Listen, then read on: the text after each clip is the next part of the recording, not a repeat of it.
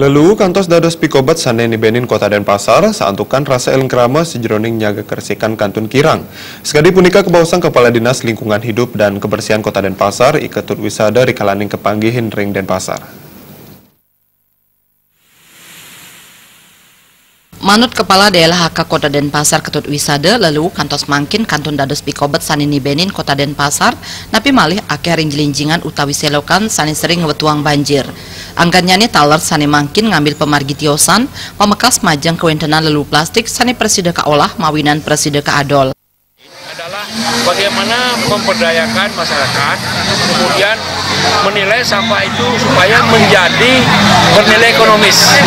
Jadi sampah itu tidak dibuang begitu saja. Jadi sampah yang bernilai ekonomis itu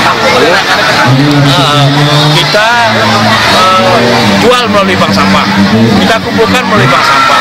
Nah, sehingga bank sampah di Kota Denpasar ini dan masyarakat Kota Denpasar ini betul-betul memaknai arti daripada sampah bahwasanya dia berada.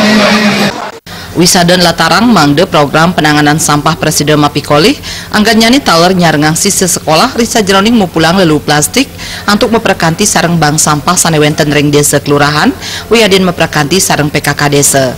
Wisada ngaptiang mangde krama sayan eling indik mabuat nyani keresikan antuk makudang pangupaya sanek laksanayang lalu keaptiang nenten malih kepanggih ring Kota Denpasar.